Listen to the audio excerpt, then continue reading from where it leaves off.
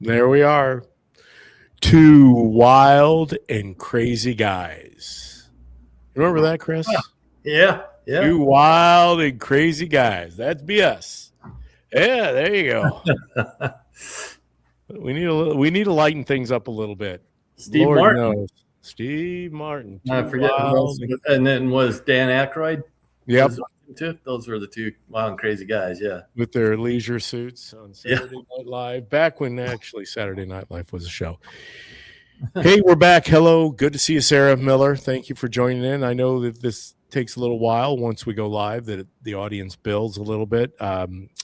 Obviously, you might or might not have saw my Facebook Live. I did, showing you a little bit about the venture that my wife and I are involved in at the Hesed House venue, northeast of Hayworth, Illinois. What a town. If you can name your town Hayworth, and it's not Hay, it's Hayworth, like hey. But yeah, great little venture that we're involved in. Takes a lot of our time. Right now, we're in the midst of preparing uh, for an upcoming event, two events this weekend, one being a prom and the other being a wedding. And that's how things are going to go until about the first week of December. We will have, I think, 49 weddings after this weekend. I get, don't quote me on that. Mrs. Producer's not here to fact check me, but and Lord knows we know the facts about it. But Chris, fraud the American way.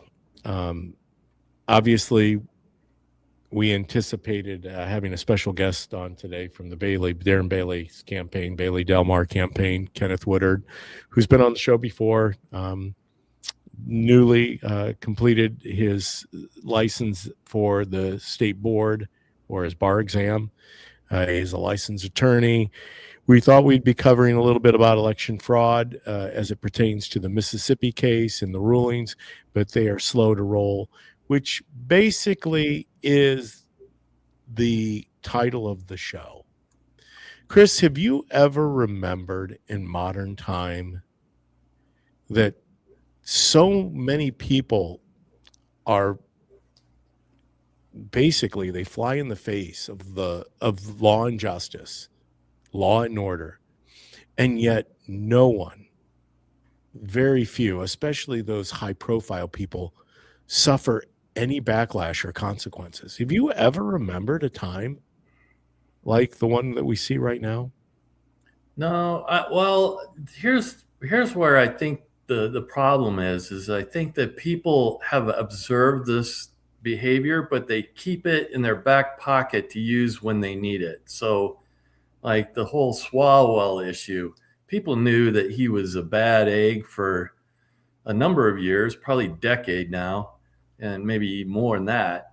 And they never did anything about it because they kept it for just the right time to play that card. So they ignore these things, so let all this stuff slide so that they can use it when they need it. That's where I'm viewing the life is at these days, is that people are corrupt and we know they're corrupt, and everybody says, well, don't we know they're corrupt? Yeah, but we're just waiting for the right time to use that card. You know, I saw this morning, and let's see if I can share it really quick here. I will. It's from Kevin Sorbo, and I think you might know who that is. He's an actor, but he definitely is a guy that professes, his faith, and he's in Hollywood. And of course, if you do that, you are an outlier. You probably are somewhat looked upon differently. But here's Kevin's X page, Mm. formerly Twitter. And I think this is kind of says it all. Go out like Kevin Sorbo. He does a lot of movies, mostly that are content friendly for families. But missiles with technology given to China by Clinton, funded by Iran with money Obama gave them, with warheads developed with uranium sold to Russia by Hillary, but Trump is the traitor. Got it. I mean, that is just, I know that's a bigger example, But how long have we heard about that? Chris, Oh yeah. at this point, is there any truth to it? You know, I read some of the comments. People are like, "Oh yeah, that's fake news or that's a lie." Because if that were really true, these people would be held accountable for their actions. See, that's where this game gets played. That's where what I'm saying is so Clinton has all these skeletons in his closet. It's just an endless parade of skeletons in his closet. Yet there's no reason for anybody to use them against him because he's successfully propping up the Democrat Party and he's providing favors and he's raising money and he's doing all these things. So he's not in the way of anything that anybody needs to push him aside. If there was something that came up where they needed to push him aside for some election thing or, whatever it is, they would push him aside. And all of a sudden, these things that we've known about for 10 years would all of a sudden come to the forefront, become a criminal issue, and he'd be gone. That's the Swalwell thing. The other guy, Petraeus, remember when he was head of the CIA? Well, Yeah. he wasn't when Benghazi occurred, he wasn't on board with all the talking points. And so as soon as it became, they didn't want to do it in a way that harmed Obama's campaign. But the minute that the campaign wasn't at issue, he got fired. And because the FBI knew about that for years and basically told him, hey, we know you're having an affair. You better keep, you better, be a little more discreet about that because we know about it. So we know that other people know about it. But right now, we're not going to do anything about it because we don't think you could be blackmailed because of it. But then the minute that Obama gets the reelection, he's gone. So they use those things. The FBI has, it's been going on for as long as the FBI has been an organization, that it's been an internal spy organization, but pretends to be a law enforcement agency. And then they just go out when needed, they pull that card out that they've researched. I guess that's the thing that I'm mostly perplexed about is even down to the petty crimes or the street crimes. And we have made it so that if you commit a crime, especially here in Illinois with the Trust Act and the Safety Act and the sanctuary state status, that you can be arrested for a crime and literally you are released. It is catch and release. It means you're warned about it. I heard the term or the phrase, I should say, hug a thug, that's the new mentality is now we want to kumbaya and welcome everybody that, is criminal in their behavior. Well, even more dangerous than that is that once you've been convicted, that they're trying to keep it covered up for employers to know that they're hiring a criminal. Yeah. So, that was Obama's big campaign for Yeah. young people, right? They weren't allowed to have their records were all expunged because poor kids, they made a few bad mistakes when they were young, and how they need to be able to go on with their lives, and yet going on with their lives means they commit more crimes. Yeah. And that ends up, that's why innocent people are being killed because of all these catch and release type situations. The girl that got killed in, where was that? Georgia. She was on public transportation and the guy slid her. That guy had been arrested. Lake and Riley. Yeah. Yeah. Her too. There's all kinds of them. There's just been the list is long. The list is very long. Yeah, list you is very get to long. that point where, I Did mean, you freeze up? You're freezing up on me. oh, I'm sorry. Well, I don't know what I can do about that, but am I better now? No, I'm not. That's all right. Yeah, your voice is better, but you're just frozen. Hold on. Oh, okay. Let me click you. Oh, nope. There, I added you back to stage. There, your eyes are blinking. That's a good Yay. sign. He is alive. Hold on. Don't grab the defibrillators. He is actually breathing. Okay, it's good to see him. He's Yep. breathing. Eyes blinking. Now he froze again. Yeah, well, you Oh my froze gosh. for a second too, What but is going on with the Wi-Fi? Wi-Fi. How do I sound? It's all the wind. You're sounding fine now, so you're doing good. Let me see if I can unfreeze you again. That's kind of cool that I get it. There you go. I Okay. unfroze you. I just removed you from stage, put you back on. All right. So keeping with this conversation of fraud the American way, I saw this video earlier this morning. I thought I'd bring it to the forefront, add to stage. Pretty interesting. Joe Rogan, go out, like his stuff. This is actually shared by the Apes of Wall Street, I think, right? Did I say that right, Chris? Yeah, Wall Street Apes. Yep. The Wall Street Apes. Go out and like their stuff. They got a lot of good content. But here's a discussion of Joe Rogan, and they are talking a little bit about California and the corruption of California. So you're going to enjoy this. I don't know. Did you see this yet, Chris? I saw parts of it. Well, Nick Shirley started doing investigations into all sorts of other fraud that's all around Los Angeles with hospices and all these different things. And they're finding hundreds and hundreds of millions of dollars of fraud. But not like for that. much longer, because he could be facing a $10,000 fine. Isn't that crazy? According to the new California bill yesterday. So this is a new bill. Instead of saying, wow, thank you for uncovering this fraud, they passed a bill that if you film things and you go to a place and identify that place, and then somehow or another those people get harassed or something because of it, you could get fined. What an insane response. What an insane response. Instead of thanking someone for uncovering criminal fraud, you make a new law where you turn them into criminals. These people are laundering more money than El Chapo. Yeah. El Chapo. That's what I keep trying to say. Yeah, that was billions the line. and I billions remember. of dollars. Real criminals.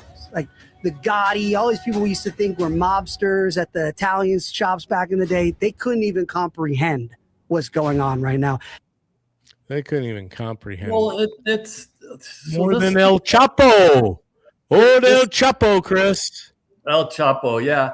So I watched those series on, I forget whether it was Netflix or whatever streaming service, about the cartels in Mexico and how they started up and whatnot.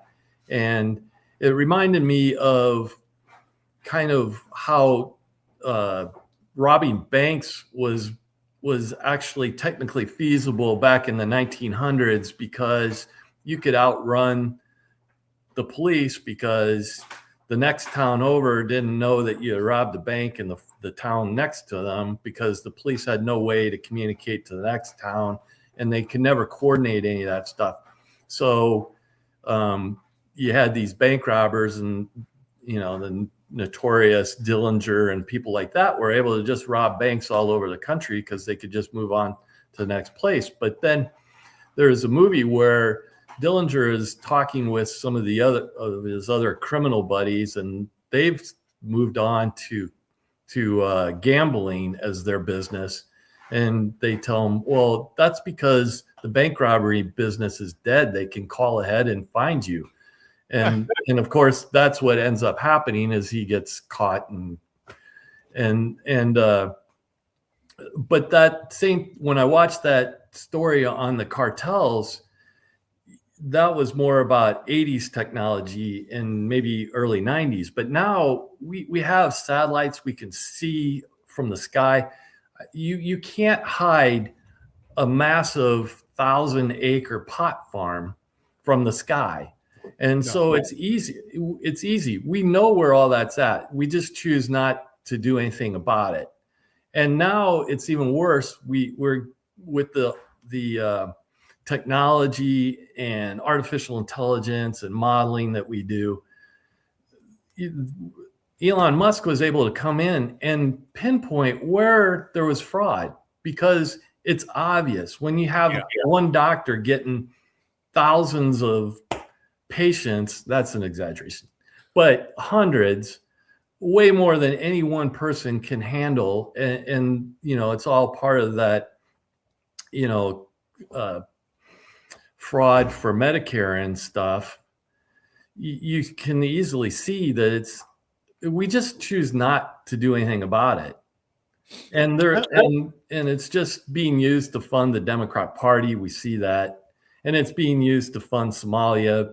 We allow millions in cash, literally cash. It just walks through an airport in Minneapolis. Everyone knows it's happening. They just say, bye-bye, see you money. And it goes away. I mean, it's outrageous.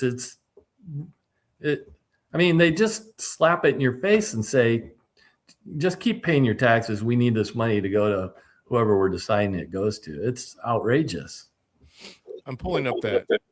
See if I can grab it real quick. The John Solomon article that he wrote in regards to the 5 top Act Blue legal. Oh, well, that's the other one. O'Keefe knew about this for years. He did, he went in there and interviewed all these people that supposedly donated.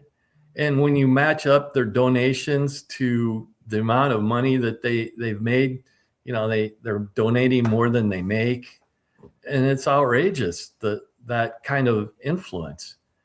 And then when you look at it and you see that our technology was stolen, and who was collecting all this money from campaigns from the Chinese, it was Bill Clinton and Hillary Clinton. It's really outrageous. But it's only going to get worse, because last year I saw a statistic: 10% of all births were birthright citizenship births. And the reason that we don't know more about it is because there's another looking the other way. The federal government wants to collect all kinds of data on births, but they don't want to collect any data on the citizenship of the parents. So they don't know exactly how, they have trouble keeping track of how many are birthright, because they don't know.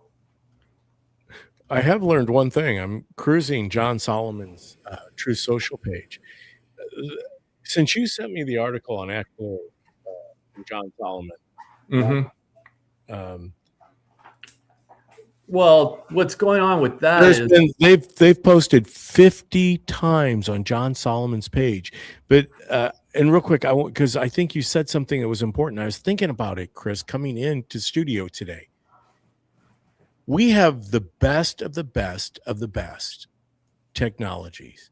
We can tell you pretty much anything we want to about any given person at any given moment at any given time. That's the same thing, moment in time. Okay. Yeah. Right. Right. You picked up that. I was dazzling myself. I was getting well, yeah. Any given moment, any given time. That's the same thing. But why is it that we're not arresting more people, that we're not charging more people? I've got a video here, but I'm going to let you kind of talk into a little bit about what you were going to say. Oh, well, so what's happening is rather than the DOJ, which they're the criminal, investigators, they're the ones who are supposed to go after crime. When you see that Congress is doing investigations, that's all performative. They can't do anything.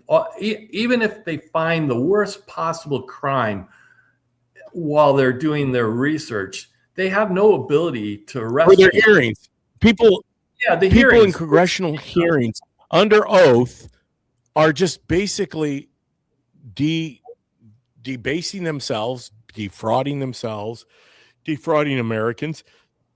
And no one meaning no one, and I'm going to break into song here. No one, is Right. paying the price. Right. Well, and that's another one. They just hold that card to use. So they use that card. So no one whoever refuses to testify in front of Congress ever goes to jail. So, but they keep that card handy, and so they decided, well, Peter Navarro and Stephen K. Bannon. Yeah, those guys. Oh, let's throw them in jail. Okay, we'll play that card today. Yeah. So that's how that works. They just go out and play that card. They take them to jail. Nobody else ever goes to jail for that. Well, now you've got the Act Blue people. They're showing up, but they really are in trouble because they know that they've violated laundered the law. money.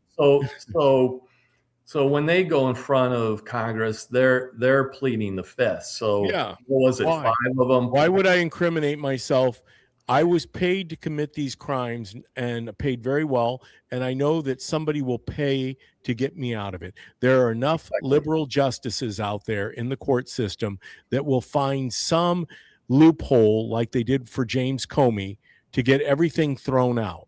Well, you also have the situation where you go to the DC court, which is 90% liberals. So when they go in there and the lawyer who's representing them tell them, hey, these people are making sure that your rights are taken care of and that we're going to get in the people in office that you want to see in office. You don't want to prosecute them. They're just doing their best to, live up to democracy as the democracy, not the like constitutional republic that we actually are. Yeah. The founders knew better to make us a democracy. So then they let them go, and the Democrats have realized that works really well. So they're working behind the scenes to train up people so that they can be that one person on any jury that keeps it from being unanimous in prosecuting anybody. And so they have that one person and if they train up enough people to be obstinate on juries, they can basically stop anybody from being prosecuted. Two wild and crazy guys here today on the DPB show. Hey, appreciate you all joining us. Facebook, 2 pages, the DPB show, and my personal page, David Paul Blumenshine. Find us on Rumble, YouTube, and X. Go out, like, subscribe, smash the button, as the old saying goes. I don't do it as well as some other people. I'm here today with my special guest host, Guttermouth, who is a wild and crazy guy. What does it say below Guttermouth, Chris? Friendly people since 1989.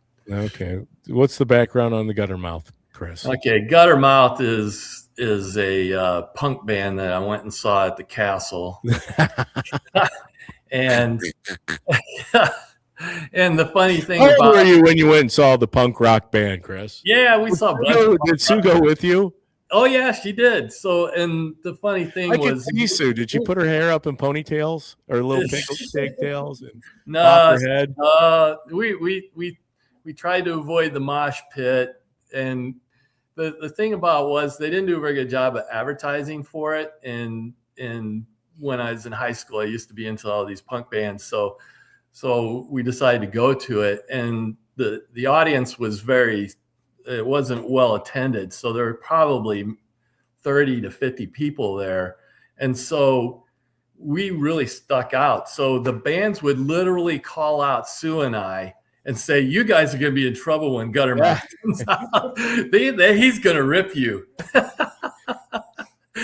And so, I mean, we were going back and forth with the band and stuff. You were heckling the band. I love it. No, they were heckling us. They were heckling you. You were just heckling back. Because everybody, a lot of the people were doing the mosh pit thing, but Sue and I were sitting aside, and they're like, the one band goes, "Oh, you toe tappers there, he's gonna have a field day with you." And so that was the toe tappers. That's what we are. That's what happened. We're toe tappers. One of the best voices I have ever heard was at the Castle Theater. I should say the best. Yeah, one of the biggest voices, meaning this guy had some pipes and he could create some volume. And I was asked to go last minute, and I went ahead and went with a couple other people, and it was Neon Trees. Oh yeah, they're good. Yeah. I mean, that guy that's the lead singer for Neon Trees can belt out. I mean, he has you talk about range and octave. I mean, that guy can hit some notes, and it was impressive. I really, it's a great place to go to shows because it's small enough. You see the bands. Yep. And the sound is pretty good. And generally I'll sit in the balcony behind where the sound guy is because I figure the sound guy is tuning the sound to where he likes it. So that's right. Set by him, you're going to get, it's usually him, and you get really good sound. And they have good bands that come through because it's just kind of a nice place to stop off between shows. Louis and in Chicago. So in various places. So the bigger marketplace. Good bands that come through here. No, we do. Rory Connor's done a great job of booking talent. But back to the show, Chris. Yes. Fraud the American Way. Here we go, Guttermouth. This is a man that we will not call Guttermouth. That is, respectfully, the late, great Charlie Kirk, God rest his soul, which he will, because God is favorable to Charlie. Charlie is in his heavenly body, no longer in his earthly body, because Lord knows he did everything he could while he was here for 31 years to convince people to be logical and commonsensical, and also challenge people to go the next step. So here's Charlie addressing an issue. Let's see who was sharing this. I want to make sure I give credit. This is one of your favorite, Chris, Defiant L's. And he's talking about Charlie Kirk. We did not receive any apologies from the ruling class that lied to us repeatedly during COVID. The lockdowns, the vaccine, mask mandates, schools closures. I don't think the ruling class understands the undermining of their credibility, and that happened. But here's Charlie in Charlie's own words. We did not receive any apologies from the ruling class that lied to us repeatedly during COVID. The lockdowns, the efficacy of the vaccine, mask mandates, school closures, and we just act as if it didn't happen. And I don't think the American ruling class understands the undermining of their credibility that happened when the entire country had their lives thwarted, especially young people. We're just supposed to reopen the country and be like, well, why don't you trust us anymore?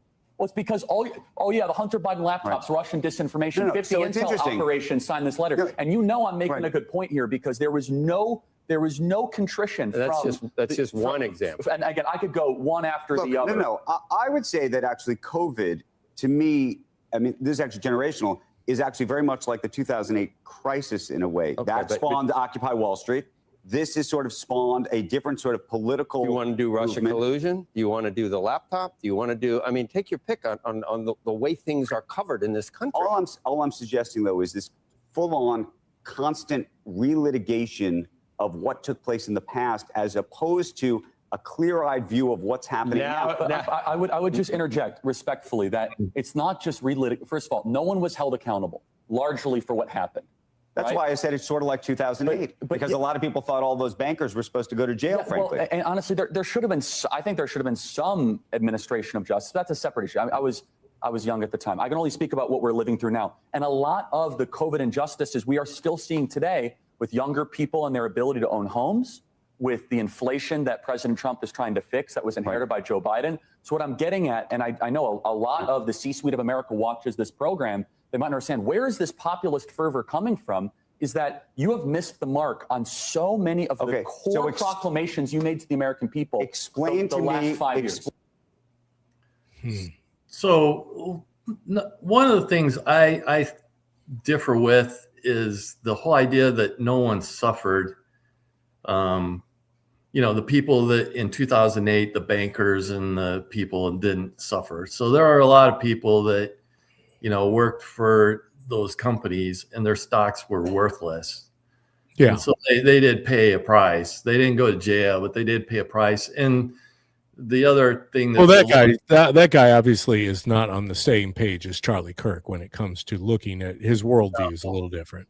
no, and you know, we also had a period of time where we had a president who is mentally incompetent in the White House with Joe Biden, and everyone knew it. And then some people like Jake Tapper go ahead and as soon as he's not running for election, come out with a book, you know, saying, oh yeah, he's incompetent, where he spent the previous 3.5 years defending him and saying how sharp he was. So, and it never really seems to, I guess, when you watch those shows, and I guess fewer and fewer people watch CNN, and when you look at Washington Post, it is failing, and those reporters are paying a price because a lot of them are getting laid off and they're not hired anywhere else. So there is some movement, but it's more glacial than it is revolutionary. And so you see them paying some price, but it's constant that they're ignoring the facts. And why people would tune in to see stuff that's incorrect, I don't know. Well, and so this Squawk Box where Charlie was on it was probably within the last year of his life, and he brings up a point that I think a lot of people believed we would see more, hear more, and actually have accountability for more. Not only what happened in COVID, but who's the other the host of that Squawk Box? The Becky? Yeah, what's his name? No, Becky, or you're talking about Joe Kernan, who's on Joe. there. Joe was on there. Yeah. Joe. Joe starts bringing up the collusion, the Russia hoax. I mean, the list goes on and on. Now, I do well know that Jake Tapper, speaking of Jake Tapper, he got a Pulitzer Prize for his reporting on the Russian hoax. Yeah, you know, not that it was a hoax. He called it. He thought it was real. Yeah, well, as much of the media did, they proclaimed it as the gospel of Jesus Christ, and that was supposed to be. I know that, and I thought I shared this with Hermeet. Excuse me, didn't get the cough button or the sneeze button. Apologize. Everything's in full bloom, but I think I'm going to save this video here. I've got it. I'm going to make sure that I stop it. But Nick Shirley did some things. Oh, here it is. This is what I was looking for. After reviewing, no, this was old. This was a newer one with Hermeet. She's basically finally wrangled and has gotten a little bit more in depth on filing charges against and it all deals with voter fraud and voter rolls, meaning that she's 29 states. I thought I had that on my Facebook page. I must have not saved it, or not Facebook page, my X page. I must not have reposted it because that's usually where I get my content. But 29 states and a bunch of municipalities she has brought charges against as it pertains to not releasing voter rolls. And good for her. But here we go again, Chris. It's like they know that they are outside of the boundaries of what's just and justice, and they don't care, and I'm not a cruel person who says, okay, enough's enough, just start dragging these people out into the town square and start letting things just happen. But it makes you want to see that type of justice administered, because Lord knows if they get a chance to be part of the world as we know it, the American way is the fraudulent way, they're not going to suffer anything. I mean, now granted, you're right. Some people suffer monetarily and therefore will suffer great loss in a lot of areas of their lives, emotionally, physically, spiritually. But I don't know, Chris. Oh, but that's, the example I gave was in the world of finance, because in the world of finance there is no lying. I mean, there is the fraud, the lying actually gets exposed, and the people end up losing. If you believe a lie, you eventually lose your money, and if you are lying, you eventually lose your company. So those things happen, but in DC it doesn't work that way. So what happens is you're struck and you lie about what's going on in front of Congress, and you participate in this coup against the president. Well, what happens is that the organizers of the coup are the Democrat Party, and so they want to keep people around to do those kind of dirty deeds. So they come up with a way to reward them and keep them rich. So, he gets a gig on CNN where he gets paid a lot of money. Then the book, they have all these book publishers who give them book deals and then pay them millions of dollars for books that never get read. And Yeah. and then, But they're best-selling books. yeah, New York Times best-selling books. Yeah.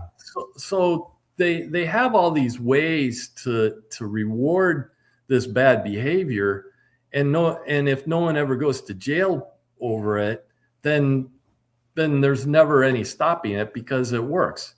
And that's really what we have in Illinois, because we have a patronage system. So you participate with the party, then you get something in return, and then the party gets something in return. And it's the Democrat Party that runs the patronage system in this state.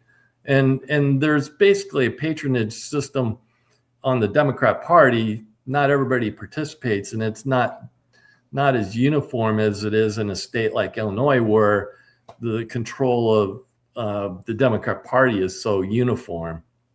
Well, and they built out their structure, as we've talked about many times on the DPB show, that when you have close to 8,000 or 7,500 units of government, and that comes from the township commissioner to the township supervisor, and some of these positions up north in northern Illinois, northeast Illinois, near the Chicago land area and Chicago suburbs, those salaries paid out to a public official elected, or in excess of $100,000. So it's kind of nice mailbox money, because that doesn't mean that's the only job you have to have. You can have, another full-time job, and it's a pretty good gig if you get it. But that's how they keep the system going.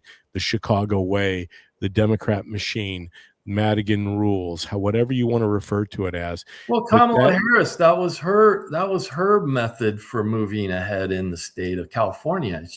She slept with Willie Brown. Really? He got Judge Brown. Willie? Yeah. And Willie. Yeah, and then he got her it's almost no show job. She had to show up once a year or something for it, and got paid $150,000 or $200,000 for it, and then was able to run as work as campaign person. So there's just all kinds of ways for this stuff to happen. Mark, hold on. Mark keeps bringing this point up. He brought it up when Shostokis was on. Chris, do you know anything about the bond fraud? The term bond is really, really broad, so I need a little more detail to know. Mark, I know you keep bringing that point up, but I don't know what bond fraud is. We'll have to. I mean, there's just all kinds of areas that you can, have fraud or cushy deals with issuing bonds, and who underwrites the bonds, and all that stuff. Is Chris, did you see this one though? I mean, this is kind of breaking news, and I know it breaks a little bit away from the topic today, fraud the American way, but I guess what greater fraud is there than we talked about than Iran, which has been fraudulently subsidized by the American way, the Chinese way, and the Russian way for a long time via Obama, Clinton. But based on the fact that the government of Iran is seriously fractured, not unexpectedly so, And upon the request of Field Marshal Asim Munir and Prime Minister Shehbaz Sharif of Pakistan, we have been asked to hold our attack on the country of Iran until such time as their leaders and representatives can come up with a unified proposal. I have therefore directed our military to continue the blockade and, in all other respects, remain ready and able, and will therefore extend the ceasefire until such time as their proposal is submitted and discussions are concluded one way or the other. Donald J. Trump, President of the United States of America. Breaking news. Okay, so from my perspective, if what he's saying is true, Yeah. I'm disappointed in it, because there is no way. We shouldn't be waiting for them to tell us what they're willing to do. We should be telling them what they need to do to stop the bombs from coming down on their heads. Yeah. And we have repeatedly told them what they should Well, do. and yes, we have. So it's not like there's this idea that, oh, you can come back and tell us, that they had a 10-point plan. The plans were ridiculous. We're going to rebuild the country for them. Yeah. We're going to pay all the money for that. We're going to take all our troops and all our bases out of the Middle East. We're going to do all these ridiculous things. Yeah. And none of them were reasonable. So the idea that they are going to huddle together and come up with a plan that was going to that we're going to sign on to is ridiculous. No, you're not boring me, Chris. I'm yawning because I'm just getting old, and at times when you have beautiful fresh weather like this and you spend a lot of time on it, next thing you know, I'm like, why am I yawning? That's so. Yeah. I would never be in prime time, which is reason why a lot of people don't go prime time on live, is because how do you hide that stuff? Suddenly, the next thing you know, I got to yawn. I need to start taking an afternoon nap when I can get an opportunity to do so. Oh, hold on. Wait a minute, Mrs. Producer, what are you doing? Mrs. Producer. Well, yeah, and quite frankly, I'm hoping that's my hope that's the case, because right now it's pretty hard. So there's no way for us to have strategic surprise to Iran if we start the attacks again. There's no way to they know that eventually we're going to attack them again. So there's no way. Calm before the storm. Yeah, exactly. But we can get tactical surprise by saying, oh, we're going to wait till 3 weeks from now and give them a lot of time to think about it, and then attack them somewhere in between. Then there's some tactical surprise. But I'm hoping that that's the case. But right now, the way that it looks to me is that the politics of Iran is fracturing. So the mullahs seem to have been pushed aside. The mullah that's supposedly in charge is more of a cardboard cutout than he is a actual person. He's missing a leg. His face is disfigured. He's probably half brain dead from the bomb that he got. Yeah. That's the reason he was selected by the IRGC, because that optics, and it makes and it's good, and they have control. So there's a few people at the top of the IRGC who are running the country, and then there's the political side that were quote unquote elected. Those people don't have a say in it because they don't have the guns to back it up, and the IRGC does. But the IRGC is also weakening because the top level of leadership has been demolished. And so there's normally in an organization like that, like the mafia or whatever, there's a heir apparent, so that there isn't all this infighting along the way of all the people on the level below there trying to fight to be the top dog and take all the benefits of being the top dog. And now what you have is you have a lot of people who probably think that they deserve to be the top dog in the IRGC. And at some point, one guy is going to say, well, I'm in charge. And then the other guy's going to say, oh, wait a minute, I'm in charge. And then there'll be more of a fighting to go along with that.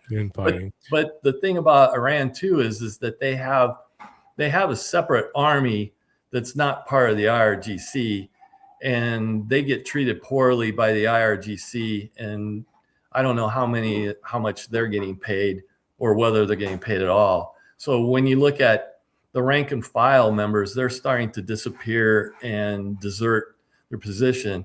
And you know that that's happening because what's happening on the ground is Iran is bringing in a lot of their proxies from foreign countries like Iraq and Afghanistan. And they're the ones that are manning the post because a lot of the rank and file have left. And part of that's also because we've blown up a lot of their barracks and stuff. So they're living on the streets and such. So it's not a good time to be in either of those militaries. There's no doubt, inconsistent with what the drive-by media, the legacy media, the propaganda media are reporting. We have obliterated their country. Spiritually, militarily, there's very little left. And someone said, and I was reading it earlier, and I can't quote who it was, but this whole strategy of Trump's of go in, hit, lay back, pump the brakes, then go in harder. He said it really is intentional, as probably this announcement, this official letter, because he did put it up on his Truth Social page. Let's see if I can get that up real quick. Oh, wrong one. On his Truth Social page. Let's see. No, wrong one. My buttons aren't working. Is this the share? Oh, there it is, the share screen. Truth Social. Trump came out about an hour ago, and he basically, it's the same thing. They put forth. Somebody said, "Oh, it's official now because they got the proper font for it." Yeah, because they put that was out. I shared it from Facebook or from X. There was it was put out there. I'm just cruising what Trump's been talking about, or at least what his Truth Social page is, because we all have decided now that Trump isn't staying on his phone all day. He's got other things to do. But Trump is something else when it comes. And I think Mrs. Producer is right. It was good to see Mrs. Producer join us. And I have her comment up there. President Trump always has ulterior motive to his letters, tweets, etc. I mean, that in a good way. Yes, he does. I mean, there's no question it is for him. It's and like I said, his people, his staff that handle that, they intentionally are discussing it. I think that Bob, FYI, September 16th, 1980, a sophomore and an old Lincoln College. I drove up with a bunch of my crazy buddies in my Toyota clown car and saw AC/DC live. My buddies and Kelsey, when you gonna listen to real music, these guys ain't never gonna make it. I rest my case. You're gonna start listening to real band. I rest my case. Laugh out loud. Drove up to ISU. I see what he said. He got to amend his comment. Bob Kelsey. Okay, I do, because we did not have a show last week. I do need to cover this before we jump off today. So last Tuesday, April 15th, tax day, a day that will live always in infamy every year.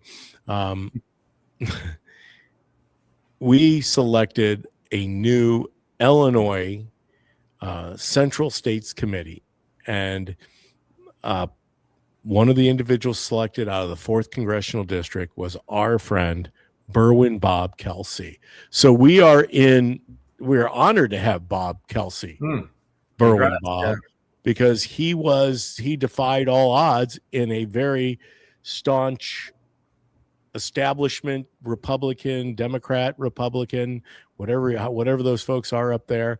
and Bob overcame, and now he sits amongst 16 others. So 17 Central States committees are men have been selected, Bob being one of them. He's in good company. There are others out there. One of the folks that did not get selected was my friend Tom DeVore. They ran a coup d'etat against Tom. They spent, the establishment decided if there was one seat they didn't want to surrender, it was the 15th congressional district where Tom DeVore was, and they threw everything but the kitchen sink, the old proverbial kitchen sink, at Tom DeVore, and were able to eke out a victory with the gentleman. I don't even know his name, Zach something. It's irrelevant. He's a stooge, right? He's a, and I don't know the guy could be a great guy, but you can't be a great guy in my book if you're on the take, if you're on the dole, if you're playing the game of what is it in politics, whatever you want to call it. It just sickens me that we can't move the needle, and it's part of the fraud, the American way. And yes, you're right. You heard it here. We have just as much corruption. Well, not just as much, but we have corruption in the Republican Party, not as much as the Democrat Party, but there is plenty of corruption in both parties. And hence the reason that we are where we are, and that fraud is the American way, because fraud is just not a it's a uni-party problem, but it's just not a partisan problem. It runs deep in the Republican Party, hence John Thune, hence Mike Johnson, hence Tim Burchett, hence everyone, Pam Bondi.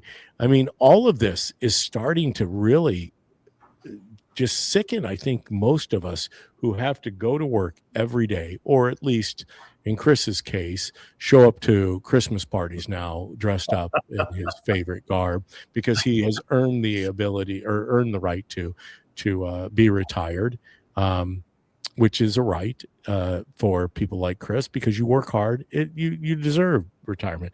My wife and I, on the other hand, nope, we decided to take an alternate course, but we do get to basically breathe the fresh air of Central Illinois on 55 acres of some of the most unbelievable, scenic, picturesque land in Central Illinois. So I guess there's that. Anyhow, I know we're at the end of the show, and we didn't cover everything that we wanted to cover today. Chris, I didn't get into Fitton's piece that I know that you had sent to me. Recap that real quick. What was that all about? The Trump Butler shooting, and something he said this is mostly about. I mean, he's having trouble getting information out of the Secret Service that they're supposed to be getting. The other thing is he's bragging, and we talk about, so the voter rolls, we talked about that. He's managed to get 1.5 million people that don't deserve to be on the voter rolls off the voter rolls. Yeah. And number. You constantly hear people talk about, well, the voter fraud is infrequent. Well, they start off with that never happens. Then never happens. Start to see some examples of it. Then they say it's not very prevalent. Well, that's just because we don't look for it, just like we don't look for the fraud. Yeah. So then, just like we don't put people in jail. Well, when you talk about, there's dead people on the voter rolls, you'll get, somebody with pink hair and a nose ring will say, well, who cares that there's dead people on the voter rolls? They're not voting, they're dead. Well, they're not personally voting. Their ballot is voting, but they are going somewhere and voting for somebody. The ballot's voting, they're not. You're right. Yeah. You're correct. You got us there. They're not voting. Thank you. Yeah. They're not voting. But it's simple enough to get the ballot, and deal and use that to send in, because they know that there's no one going to show up because that person's dead they're not going to suddenly show up and vote, and then there'll be that discrepancy that you already voted kind of thing. So they know that. And because I'm sure that they've shared the voter rolls. They compare the voter rolls with people who died and people who moved out, and then they know who they can use as a ability to vote. Yeah. And they just take They those just votes vote. and vote. Well, hey, Sue, let's not be taking phone calls during the I know. live. So I don't get it. Can we get some etiquette here from behind the Oh, screen? she ran off now. I know. I heard her kind of quickly go. Yeah. All right, Chris. I think we hit upon it. Thursday's show. I don't know. I wanted to cover this not at the beginning because I think that we kind of brought this up last week. I think Chris and I are going to continue to do things together, but I don't think we're going to format it and structure it. And if Chris brought up a good point a couple weeks ago, he said, why are we doing an hour? Because most of what we need to talk about, we can cover in a half hour. And I think you as the audience, I've watched the counter. You probably would like more hard, fast information. Get in, get out, no, I'm not talking about Bill Clinton. I'm talking about the DPB show. That was It's supposed to bad. be a family show. This is a family show. Get in, get out. Well, he was in and out in a lot of areas of his life, and and obviously it's just Bill Clinton. It is a family show, but every now and then you get an opportunity to take a cheap swing at one of our former presidents of the United States of America. By the way, he looks like he's mentally fading too. I've seen Yeah. some of the pictures of him. He looks like he's kind of losing it. Yep, I've seen some videos, and it happens. Like I said, it's every one of us. We don't have an expiration date. If we did, we probably all would be on heavy medication because, or some of us, I guess, if we know our expiration date and we had plenty of time, we probably would be jumping for joy. But there is no promise of tomorrow, and that includes everyone here on this beautiful earth that we reside on, in spite of all the craziness and corruption and fraud and abuse and waste. But we do have the ability to openly discuss this, unless you're Nick Shirley and in the state of California, you don't have the First Amendment right. But we do have the First Amendment right still here on the DPB show. We're going to continue in some capacity bringing you information. We're still, as I told you last week, exploring that. So if there's times when suddenly there's not a DPB show, just realize that yours truly, mostly me, because Chris, I mean, he's wearing Guttermouth t-shirts. He's got more time, and he does have things to do. Sue, who's away taking a phone call right now, she keeps him busy. He keeps himself busy. Yours truly, I'll just leave you with this, Chris. Okay. Chris, let's take a guess. Audience participation here. Put it in the comment section. How many pounds of landscape stones, capstones, and pavers did yours truly, DPB, offload from his pickup truck yesterday? Take a guess. Chris, take a guess. Let's see. I did it twice. Oh, The capacity of my truck is 2,000 pounds payload. yeah. That's the capacity of the truck. Just take a guess. What do you think? What do you think the offload was for DPB? I'd say 1,000 pounds. Oh, wow, Chris. I wouldn't be yawning on the DPB show today if it was 1,000. Pam, it's only got 2,000 pound payload, so that would okay. Wanda says 800. All right, 3,075 pounds for Wow. the 62-year-old man, and that was just offloading. That doesn't count Mrs. Producer asking me to pick up one of those 55-pound bricks and place it here, which happened a lot. Also, by the way, the bags of paver base, which is what you put down to build a retaining wall, and the bag of mixed rocks that you use to fill in, those are each 50 pounds. The capstones, though, at 20 capstones at 55 pounds, the same as the brick wall pavers that we're using. Needless to say, yours truly is feeling it. Mrs. Producer, I know, is much feeling it. And that's in spite of running the venue, which we're, once again, glory be to God. We are thankful that we have such a great responsibility with the Hesed venue. We also feel very blessed to have the ability to build a retaining wall at our age. My age, 62, Mrs. Producer, I will not disclose her age under, you know, the reason why you never disclose your wife's age, but she's not a spring chicken. Here's what Mrs. Producer said yesterday more than once. I'm not 25 years of age anymore. I'm going to tell you right now, I wasn't offloading 3,075 pounds when I was 25 either. Yeah. No, that's a lot of work.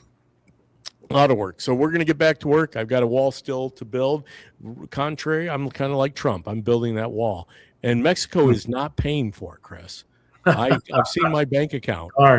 Every time I go to Menards, it's when I get a load of bricks, it's $200. So, Yeah.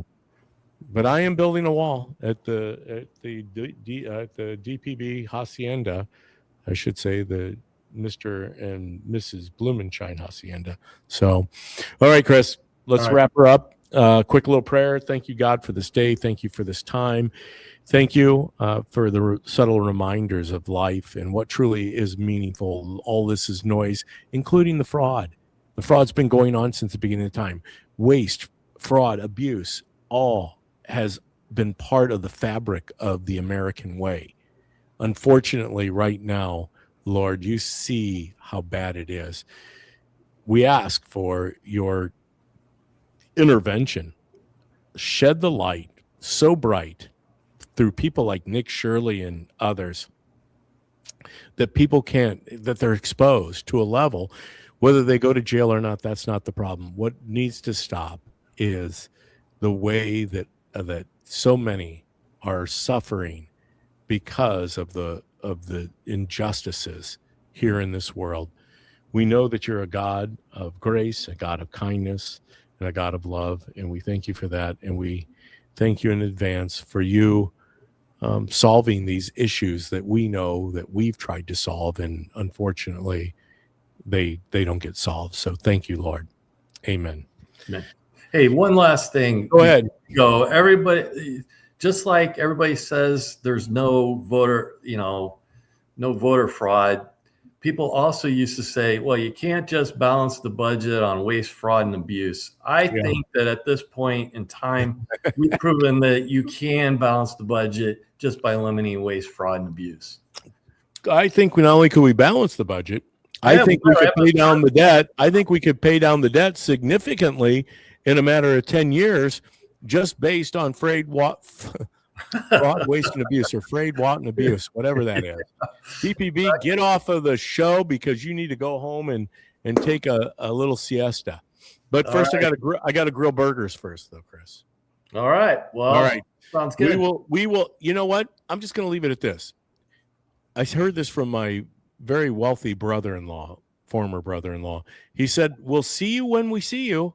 That's what he said to his family when he's leaving the house. See you when I see you. There you go. No, we love you. Chris loves you. I love you. Jesus loves you more. We will see you on the other side at some point, maybe Thursday, maybe Friday, maybe Saturday. Who knows? From this point forward, just anticipate we will come back at some point. Take care. Farewell.